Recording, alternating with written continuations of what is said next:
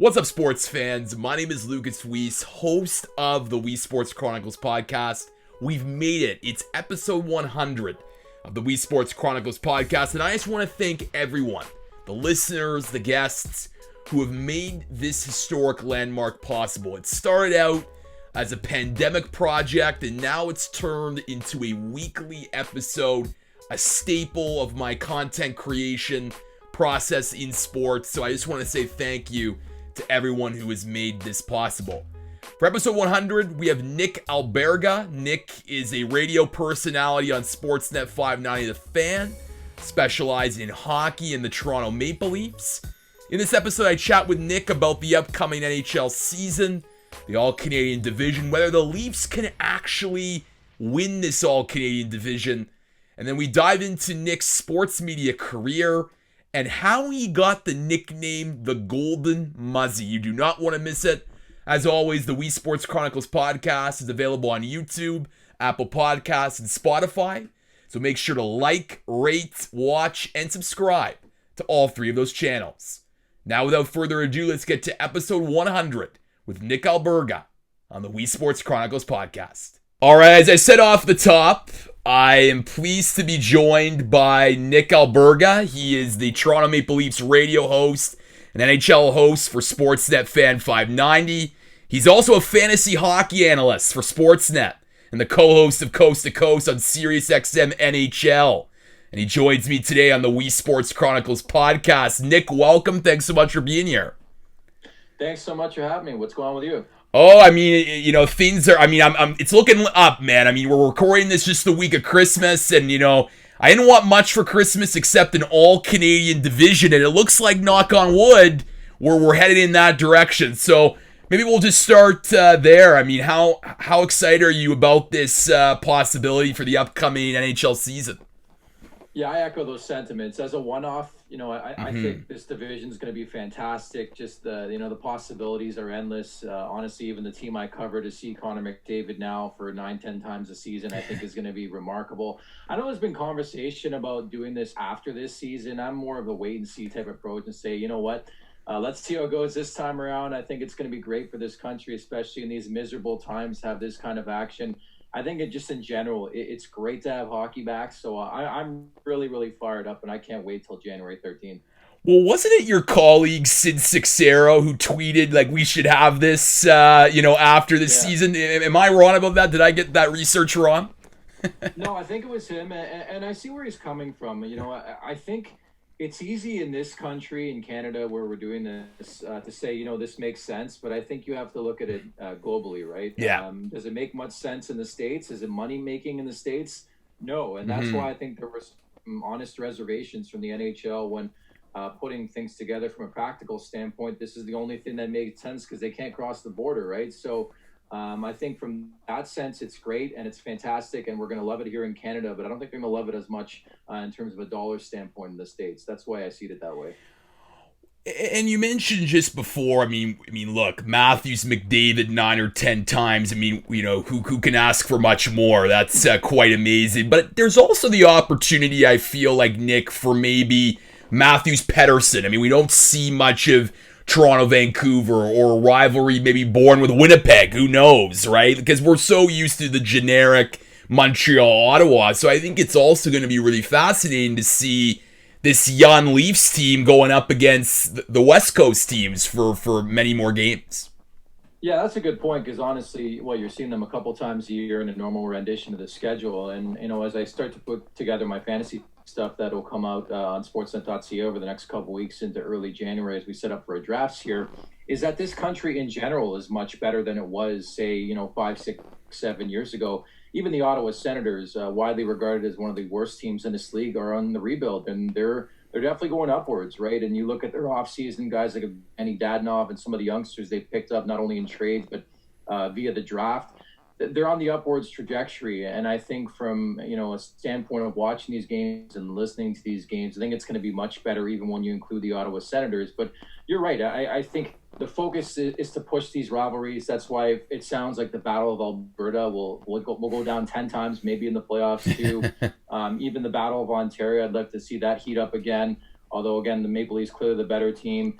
Toronto, Montreal is always a doozy. You're right. There's so many more combinations you can go to the well with. And the fact that they're going to play multiple times, 5, 6, 7, 8, 9 times a year, I think is going to be great to build that fire. Not to mention you go into the playoffs and these teams will play again. It's going to be great. Well, as I said off the top, you, of course, cover the Toronto Maple Leafs, and they were busy this offseason, as you know, Nick, making a lot of, necessary additions to this team to really add some physicality and depth, which was much needed. And when I look at this team on paper during the Matthews year, I would think this is one of the better teams that we've seen, heading into a regular season. I think they should win this Canadian division, but this is the Toronto Maple Leafs. So I'm just sort of curious your thoughts, because I think when you look on paper, to me they're the best team, but it's just a matter of, can they get it done, which has been a question mark throughout the Auston Matthews era thus far. Yeah, that's a massive question. And ultimately, I think this is probably their best opportunity to win a playoff series in the last 15, 16 years. It's been a long, long time. I still can't believe they didn't beat the Columbus Blue Jackets. And that was a Stanley Cup qualifying action, losing in 5 games in that series. But you're so right. And that's why it's fair when we analyze this division going into the season on paper and strictly on paper, because we haven't seen anything on the ice yet. The Maple Leafs are the best team when you look at their roster. I think their goaltending's pretty decent. I think they got a confident backup in Jack Campbell. I think their back end is much improved. Like TJ Brody, nobody's talking about it, but I think that's a seamless addition to this team. He fits the needs and he can skate, which goes in well with some of the guys up front certainly they have on this roster.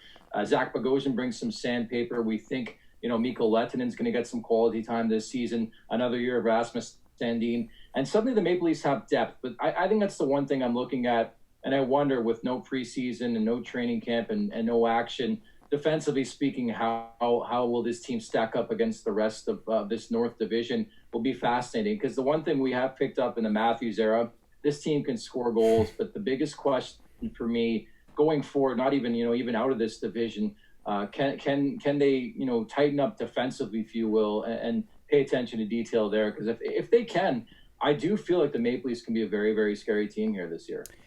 And, you didn't mention, but Wayne Simmons as well as a guy, Jumbo Joe Thornton. I mean, look, Joe may be past his prime, but you can't help but get that leadership experience. But to me, my biggest question mark is, to me, Frederik Andersen. And I think it's someone that, the goaltending's been, steady, I would say, with Andersen. He hasn't been able to get it done in the playoffs. And I think it's going to be interesting because compared to the years previous, last year was sort of a bit of a down year for Freddie in terms of the numbers. Can he bounce back? But then it leads to your point about the defense, right? How much is this on Freddie and how much is this just on rudimentary defensive mistakes that just again boggle the mind as a Leafs fan when you're watching this team play? Yeah, and it's a good discussion to have because I think it's pretty simple and easy, especially in the NHL world, to pinpoint things on the goaltender. But I think it stems from, even up front to the back end, to everybody involved in that situation. Because I think you even look at, the qualifying action against Columbus. Let's not forget, there were a couple shaky goals that Frederik Andersen surrendered. But I thought all in all, he was up to the task of going against Jonas Korpisalo and Elvis Merzlikins on the other side, right? Mm-hmm. The fact that Toronto was shut out twice in 5 games is the most alarming stat I could think of pulling out of that series. It wasn't that Frederik Andersen let a couple stinkers in. You're putting a lot of pressure on your goalie when you can't score goals. And it's just crazy to me that a team known for its offense really, really was stymied. And you have to give some credit, of course, to the Columbus Blue Jackets and their style of play. But that was honestly my biggest takeaway. It was not so much Frederik Andersen, because I have belief in him, quite frankly. Mm-hmm. I'm touting him in my fantasy stuff this season. He's entering a contract season. So it would be in his best interest to have a strong year and get paid without, whether it's in Toronto or elsewhere. I think Freddie Andersen's going to have a bounce back, but it's often not talked about in pro sports. I think, there's a team that goes into a goaltender, and I think defensively speaking, the Maple Leafs on paper are a much better team here. Obviously, these next couple of weeks going to be consumed by Christmas, New Year's, and fantasy hockey teams, getting, leagues starting to assemble, and then those fun fantasy drafts that we all know and love. without revealing all of your state secrets on your Nick, but you have the usual suspects of guys that are going to be fantasy staples: Matthews, McKinnon, McDavid. But do you have a sleeper forward or player that that you're pegging to say, okay, this is someone that could really get someone over the hump, maybe to get them fantasy hockey champions? Yeah, there's a variety of names that come to mind, and certainly this year will be a lot different to navigate when it comes to fantasy hockey because of the strictly divisional play. The pandemic in general. Let's not forget there's going to be a COVID list. There's taxi squads. There's just so many more obstacles that we have to jump through when it comes to fantasy hockey. But we'll take it in stride. Some names to come to mind, actually, Kevin Fiala with the Minnesota Wild, coming off a strong finish last year. I thought he was great in the bubble at 3 goals in 4 games against the Vancouver Canucks. In fact, at 30 points over his last 28 games in the regular season, he was really starting to move and really starting to hit his ceiling and get towards that ceiling that we've been talking about dating back to his days with the Nashville Predators. So he's a guy who's in my top 100. Somebody has to score Minnesota. And don't sleep on his line mate, a rookie in Kirill Kaprizov, who could be my dark horse for the Calder Trophy this season. I like him quite a bit. Some other guys I like Kirby Dach with Chicago. I'm really fascinated to see what he does at the World Junior. Of course, part of the leadership core, rightfully so. But this dude was really good, I thought, in the bubble in the second half last year with Chicago. And I think he's poised for a potential breakout. And the other guy I'll throw in there, because nobody really talks about him, is Andrei Spechnikov. He's a top 25 fantasy talent right now, but I could see, a situation where he gets into the Elias Pettersson conversation, who you talk about guys who really thrust into the spotlight in fantasy hockey last year. Pettersson in Vancouver, certainly one of those names to watch, but I really like Andrei Spechnikov among other people going into this season. I love that Kirby Dach mentioned, because I'm a big World Juniors guy and got the chance to watch some of the clips of him at selection camp, and just some great speed and just a great shot. And look, Canada's had obviously a history of having like top name guys play on the team. I mean, they had Alexis Lafreniere last year, the number 1 pick when they won gold, but it's so rare. I mean, Kirby Dach was not on that team last year, and then he goes and plays in the NHL. He has an NHL experience, and now he's just going to have that more as a member of the leadership core in the World Juniors. So I think if Canada does well, and knock on wood, let's hope they win gold, that's just going to be a lot of confidence for him going forward when he goes back to Chicago. Yeah, there's a lot that doesn't make sense, especially in this unique world we certainly live in. But I don't understand how Kirby Dach, who played a full season in the NHL last year, I get the Hawks put out a letter and all that jazz, and they're going to let him play. But then New Jersey comes out, no Jack Hughes for the States, no Capo Caco for the New York Rangers. Yeah. Alexis Lafreniere is not going to play for Team Canada. I don't understand across the board, the differences in mentality, because, I work closely with Brian Burke and former NHL GM for a variety of Canadian teams, especially won a cup in Anaheim.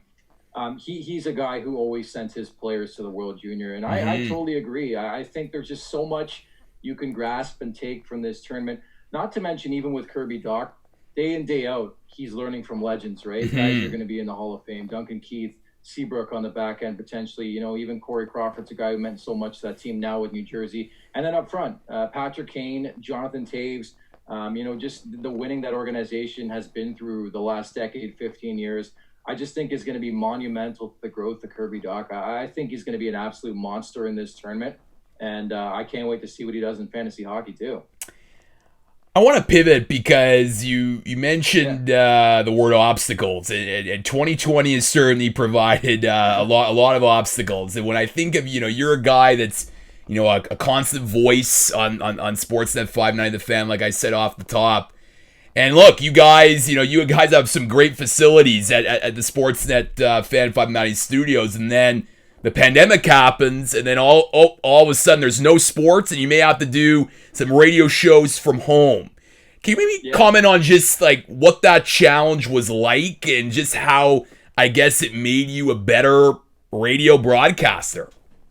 Yeah, it's a really good question. I can throw this all the way back to maybe, 15 months ago. I decided to start a podcast, and as you know, you need to collect material to start a podcast. So it's pretty crazy how it worked out, but I acquired a mic and all that came with a podcast. And then lo and behold, the pandemic hits. And I said, well, you know what? I have the capacity to broadcast from home. That's certainly something, I had been intrigued with. Certainly the way this world's going in media is something to start up and think about doing.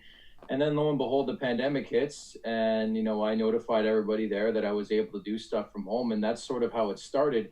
But you bring up a really good question, and quite honestly, I've been asked this quite a lot by people who have different type of jobs that have to be there sometimes. It hasn't been much different to me, outside of the fact that when I have a co-host and I work closely, of course, with Gord Stellick on Leafs Nation, I like the eye contact. That's been the biggest difference for me, especially when I host Hockey Central. I have two co-hosts and, a combination of Justin Bourne, Anthony Stewart, and Brian Burke. How to navigate, lead through a conversation. As a host, it's much more difficult. Now, granted, we have technology to help, and sometimes we have sort of a webcam on each other so we can see when each other wants to talk and, direct for questioning on all that. But I think that's been the biggest stumbling block. But, a couple months in, I felt like it was really seamless. My only fear was that the quality, the consistency of the sound wouldn't carry over, but technology these days has pushed us past that. And quite honestly, it almost sounds like I'm in studio, which I think is phenomenal. But I would say that was the biggest stumbling block at the beginning, is sort of, the conversation, how to keep it flowing, because it's a lot different when you're not in person. I'll say that.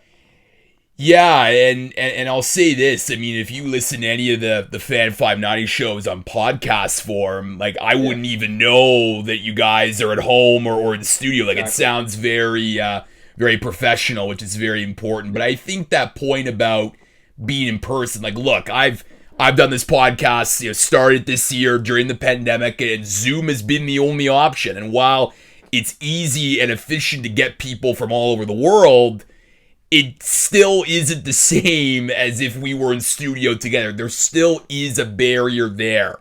And while I'm, over 90 episodes of my podcast, and I've done this and I've gotten more comfortable, it's still a barrier. And I think you brought up just a good point about how when you're seeing someone face to face, especially in radio, it just feels more natural, like you're having a conversation. And that's not to say that you're not doing a great job now. Everyone's doing, an amazing job given the circumstances. It's just an adjustment that you have to make, and hopefully we get back to a point when it's safe to do so, where you can have that conversation in studio, because I think you can't beat that for great radio.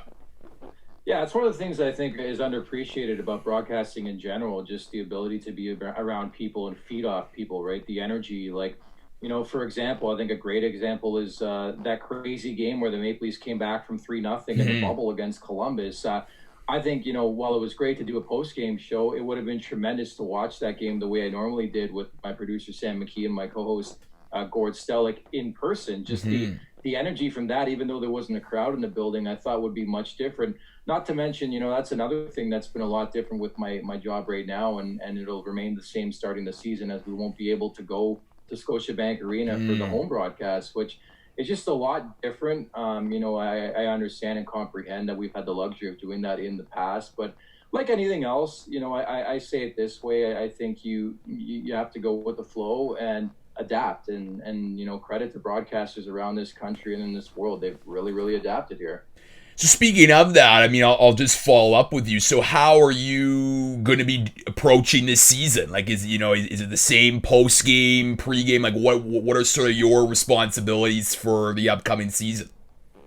Yeah, we had a call the other day, so it's going to be pretty much status quo. And as you know, we share rights with the 3-letter and TSN, so we split the home games in terms of the broadcast. So it'll be the same thing. I'll be doing Leafs Nation pregame, intermission, and postgame for the games that we have on Sportsnet 590, The Fan, and the Maple Leafs Radio Network. And then aside from that, I'll be doing the post-game shows when TSN has the game. So it's going to be pretty much the same. And I think we've actually worked out that we're actually going to meet in person at our studio in Toronto when we have the broadcast, and maybe do the post-game shows from home. They've given us that possibility, which I'm thankful for. And I've done a couple of broadcasts actually from the studio in the last 2, 3, 4, 5 months, and it was actually okay. I mean, at this point, every precaution has been exercised, so it's not like I'm worried to go in. But we're hopeful, down the road, who knows, later on in this season, maybe we get a chance to go to a game when life's a bit more normal here. You mentioned, working with different colleagues and working with different co-hosts, and obviously that's so vital for radio, right? It's not just having, the sports acumen, the good radio voice, it's being able to work and be a successful co-host. So what would you say from your experiences, co-hosting with Gord and other colleagues, what goes into being a good radio co-host? I just think versatility, and also just being open to anything. Having the ability to bounce anything. Gord, for example, is so easy to work with because I can bounce literally anything. Most people who cover this game, especially in the NHL. Well, I cover the Maple Leafs. I do stuff, and I did stuff for Sirius XM NHL Network Radio for 8.5 years. Like that was my introduction into this industry. So. We talk everything. I can throw a question about the Minnesota Wild, Gord will have a response. And it's just so fun when you can go a variety of different ways and, there'll always be a rapport and a rebuttal and a conversation to be had. It makes the conversation flow. And I just think being open-minded is the best advice I can be when it comes to broadcasting, because that's the one thing, you're right. Like throughout my nearly decade in this industry, I've worked with a lot of people in a co-host capacity, in a hosting capacity, as an analyst. You have to find and work to the strengths and weaknesses. And I think over time, you'll figure out what pros and cons, each person brings to the table and work off that. And I think every time I do a broadcast, I strive to do the best broadcast possible. And I think the last piece of advice too is just to take it in stride and remember it's just radio. Have some fun. I think oftentimes people put way too much pressure on themselves, whether it be on TV or in, anything digitally or in radio in general. Just have fun. Like this is meant to be fun. We're talking about sports. We're talking about hockey. So I always remind myself of that before I do a broadcast. Yeah, and your point about versatility is a good one, and I think it goes to this whole idea of preparation. I think that, to me, when it sounds the most natural, you obviously have done a lot of preparation, right? Like you can, get stuff out of your hat and make sure it sounds like it flows nicely, and it sometimes gets a little bit, overlooked, but it is very vital. I think that those that are prepared but are willing to adjust on the fly, willing to feed off of what the co-host is saying, can make it a really entertaining radio show for the listeners wherever they are across Canada, across Ontario. Well, that's the thing about broadcasting, and specifically the NHL and covering this league and the Maple Leafs. You better be educated, right? Yeah. Because I think more times than not, especially in this market working in Toronto, you better be on top of, who the third string netminder is in Aaron Dell, who the depth defensemen are in Marty Marincin. Like, you need to be educated or you're going to get eaten alive in this market. I think it constitutes the other markets as well. I think being educated and being well prepared can set you up with anything in life, never mind just broadcasting. I just think you can never be too prepared, if that makes sense. And especially covering the NHL, you always have to stay on top of what's transpiring at all times because there's so much movement. It's actually crazy. It always brings me back to my old professor at the College of Sports Media and now my colleague at Sportsnet 59 The Fan and Roger Lajoie. My vacation is my vocation, and that always lived with me. Certainly, what that constitutes too is when you're on vacation, you're still talking hockey. When you're just chilling and working, you're still talking hockey. It's the same thing, and that's pretty much what sports broadcasting has become. Truthfully, I mean, a lot of people who are in this industry are in it because of their sheer joy for the sport, and I'm one of those people for sure. Yeah, I mean, if you don't have enthusiasm for sports, I think you need to find a different career, because I think those that are the most energetic certainly go very, very far. And you mentioned how you went to the College of Sports Media and working in different jobs for the last decade, of course, starting at Sirius XM NHL Network and now at the Fan 590. I'm just curious, Nick, I mean, what was going down the radio route something that you were interested in at the beginning, or did you want more of a holistic approach and then just, radio was the opportunity and I'm going to seize it? As crazy as it is to say, I'm living out a childhood dream. It's actually something, and my parents could attest to it. It's something I said when I was 9 or 10 years old, that I wanted to be a broadcaster. I sat in front of my TV and played video games, usually NHL, and did the play-by-play. Yeah. That's where it started. I wanted to be a play-by-play broadcaster until I realized I just wasn't fit for it. I think you either have it as a broadcaster or a play-by-play guy, or you don't. I was better as an analyst. I've always been better as an analyst, and I've had no problem talking too, which had put me perfectly for hosting. Into high school, where we had careers class, and again, I reiterated, in a project that I wanted to be a sports broadcaster, and that it started to get a lot more real. I went to Fanshawe College first and foremost for journalism broadcast, and little things stood out, but certainly the first day of class where the professor said, who wants to be a sports broadcaster? And half the guys put their hands up, and a couple girls as well. And he said, well, you might want to look for something more, because that's really, really difficult. And I'm the type of person that something sticks to my mind, I go for it. And that was sort of something I fought for early on in my career, which brought me to the College of Sports Media. And then, it's just about right bounces and working hard and work ethic and just, connecting and networking with people. And next thing you know, it's something that becomes a reality. But certainly it's something I've wanted to do for a long, long period of time. But the hosting gig didn't start setting in until, I would say, even when I went to the College of Sports Media, we had roundtable classes. And again, Roger Lajoie was my teacher. Yeah. And I was never the host of these roundtables. I was the analyst. It was more so my second year at Sirius XM NHL Network Radio, where somebody was demoted from their role as the host of the nighttime show, and I was pretty much pitched, and somebody said, "Do you want to give this a shot?" And I said, why not? I remember my first show, everything was scripted. I didn't realize that I could just went off the top of my head. You're just so nervous in your first couple podcasts that you want to script everything. And then lo and behold, 8.5 years later, here I am hosting Leafs Nation pregame, intermission, postgame. It's certainly pretty crazy how it's all come together, but I would say it came together starting at a very, very young age.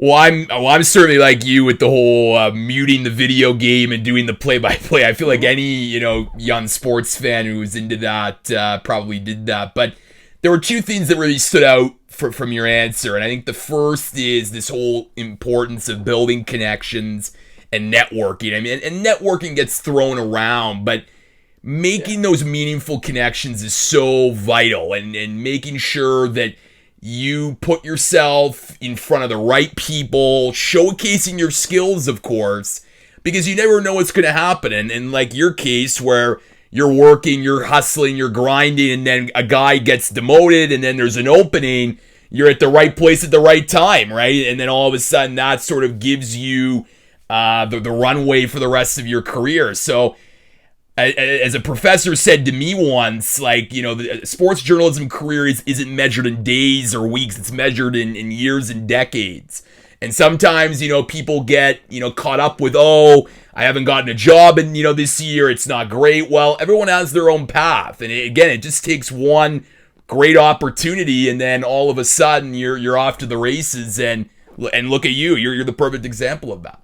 Yeah, and you're right in saying that, because even, if you think you're doing a broadcast at 2, 3 a.m. and you think nobody's listening, somebody's listening, and they get to know your voice, and so on and so forth. So it's a really excellent point, because, it's been just so crazy how my career has come about, from how I got started hosting to the fact that a couple of years back, about a year and a half ago, I decided to move on full-time. I was full-time at Sirius XM NHL Network Radio, and I actually took a leap of faith and left the company without having a fallback. Now, granted, I had established a pretty good relationship with Sportsnet, doing a Saturday night show called Hockey Central Saturday, and, it evolved from there. Certainly, I think that was, part and parcel to my networking and the contacts that I built, that I put myself in a position to get hired.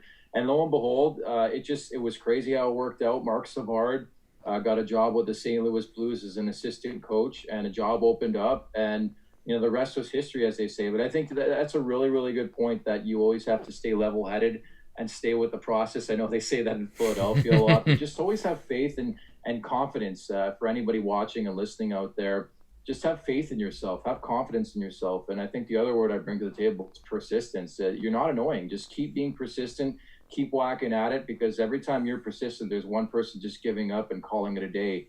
I often think about that in every facet of life. Even if you have those days where you don't want to hit the gym, you just think, who's not working out right now? Who is working out right now? Be one of the stronger people. So it's just one of those things that, mental health in general, just try to be positive. And I, for one, am and pessimistic by nature, but I just try to be positive. Honestly, when it comes to broadcasting, it's important. Isn't every journalist pessimistic, Nick? Like I feel like that, right? That's good radio. Good, and anyone that's cynical or curious about the way the world is, I think they have to have a little bit of trait of pessimism. But you had the chance to broadcast live from the Stanley Cup Final in 2018 in Las Vegas, and I'm sure for you, that must have just felt like a surreal moment. I mean, here's a guy, I bet you broadcast from your basement playing video games, the Stanley Cup Final. Now you're actually there. How surreal was that for you, for someone that's always wanted to do this? Yeah, it was more so the fact that I was at the pool having a daiquiri in the afternoon and at the game at night. No, I thought it was great. And again, it's establishing work ethic. It's establishing, the fact that you're willing to do anything. And I remember that trip, quite frankly, because I actually, it was half of my own dime. Like, I paid some money to be there, but I thought it was wise, it was important, and it was integral for my career. And you're right, that was one of the defining moments in my career, having the ability to do the pregame show, the postgame show from T-Mobile Arena in Vegas. I was there for the save. Braden Holtby making that series-changing save, I believe, on Alex Tuck. And I just think the experience, that's the reason why, in the first decade of my career, I've been open-minded. And granted, not everybody's going to have the finances, the abilities to do that. I've been open-minded and shown the initiative, right? That's another key word for any young broadcasters, just show initiative. I can't list how many times I went to drafts and, all-star weekends on my own accord, my own own dime to work my network and to work my contact base and meet important people. And I think that's all part of it, but there's different ways you can do that. And especially here in Toronto, it's much more easier, but you're right. That Stanley Cup Final was just simply incredible to be in person for, and also do a post-game show from. I thought it was tremendous. It was so much fun. I want to end, you're just talking sort of, radio in general, and obviously the industry has changed so much. I mean, the radio isn't like the Foster Hewitt days in terms of consumption, but it still, I think, has a place. Still there's people that drive home from work, turn on Fan 590 or listen to the podcast form now. So how has it sort of changed for you from the perception of radio when you first got into the industry, let's say at Fanshawe or the College of Sports Media, to now in 2020 and going forward? Well, it's gotten much more digital, I could add. I think growing up, and especially in school in the late 2010s, 2007 to 2011, we'll say, it was more so about being on the radio. Now it's so much more, right? It's the digital aspects. Are you prone and good at Instagram and Twitter? Like, Twitter's a big aspect of the job now. I think people want to see your face. Accessibility is big in pro sports now, especially, in the NHL. So it's not only hosting these radio shows, it's doing podcasting, it's, doing YouTube hits. Like, it's everything intertwined into one. And I think it's great for radio in general that it's elevated and giving it a new lease on life. Because I remember back like 10 years ago, it seemed like radio was dying a cruel death, and now there seems to be a resurgence, right? I think they've changed their stance from something that people just listen to the radio in their cars. Now the fact that it's so accessible anywhere, you could be at home, you could be on a plane. It doesn't matter. You can get your radio fix. And I think it's become much more than just radio and listening to it on the radio. It's become sort of a digital platform. Yeah, I think social media has its positives and negatives, but I think one of the big positive is the fact that you're seeing radio personalities on there, right? It's not like you just hear their voice and there's the old saying, you have a face for radio. No, you get it, but it's common, but it's one of those things that you're now being noticed on these different platforms, and I think you have to survive in that way, right? You can't just be doing one facet of journalism. You got to be able to master the tweets, the Instagram posts, the podcasting, because I think the more skills you have to an employer, the more likely you could put yourself in a position to get hired for a position. So it just shows, it's just interesting just how that's evolved. And I think it's a good thing that I think that radio, while it isn't what it used to be, I think it still has a place, and it's just evolving with the times in the industry. Yeah, and again, it speaks to the versatility out there. Just be as versatile as possible, because I think you're so right. Maybe back in the day, you got a job because of your sheer abilities on air. Now it's more so, the evolution and the fact: can you edit? Can you do a podcast? Can you host? Can you interview? Can you report? It's a variety of different things that go into a broadcast job. And I think the more versatile you are, I think more times than not, talent will take care of itself. If you're talented, there will be a job for you somewhere, someplace. It's more so your versatility. I think the one thing we're starting to see, and I'll be quite frank, I mean, there's not as much money in radio. We've been told this from day one in broadcasting school. I'm sure you were told the same thing. If you want money, go elsewhere, because it's not going to happen in radio. So it stems back to the conversation, of having fun and enjoying your job, right? I mean, I go to work and I don't feel like I'm going to work, which I think is great. And, exploring that horizon and, of the digital platform can make you more money, right? I think that's a big facet of the industry, certainly, is just to be versatile, and the ability to do a lot of things can bring you a long way, honestly. And I know that from experience. Last question for you, Nick, and I couldn't have you on here without asking you, what's the inspiration behind your Twitter handle, the Golden Muzzy? Because it's one of the best Twitter handles I've seen from sports media personalities. What's funny is when I joined Sportsnet full time about a year and a half ago, I heard some whispers that they were going to ask me to change my Twitter handle, and then they realized, again, to keep name dropping Roger Lajoie, it was actually something that started happening in new media class, again, and another pimp for College of Sports Media, and rightfully so. Roger had a class, new media class, and he instructed us, maybe it's time to make a Twitter account. You can follow each other, and that's how your networking begins. Little did I know that it would become, the brand the way it has. And quite honestly, it was the littlest thing that this Twitter account was created in the month of November, and I have been known for doing Movember. It's been over a decade that I've done Movember. And for some reason, I'm sure you can see a bit, my mustache comes, a little golden in sometimes. And then lo and behold, I was just thinking out loud, and I'm like, how about the Golden Muzzy? And I'm like, might as well put it down for now, and then I'll change it in a couple of weeks. And then, just to see the way it's evolved, it's been pretty crazy. It really has turned into a brand where people call me Muzzy. I had a podcast called Unmuzzled. Like it's so crazy how it came together, some little thing. And again, I credit Roger Lajoie. I've told him that before, that class inspired this whole Twitter account and this whole brand. It's really evolved into a crazy brand. But I'm often asked that question. I wish I had a better story, but that's how it all came to be. No, you know what? It's awesome. And look, for many of us who are trying to find their brand, look, I mean, you're a perfect example of how that could happen, and it stayed. So I mean, so for that, Nick Alberga, aka the Golden Muzzy, he's the co-host of Leafs Nation on Sportsnet 590 The Fan. Nick, thank you so much for joining me today on the Weesports Chronicles podcast, and all the best to you for the upcoming season. My pleasure. Thanks so much for having me. Take care.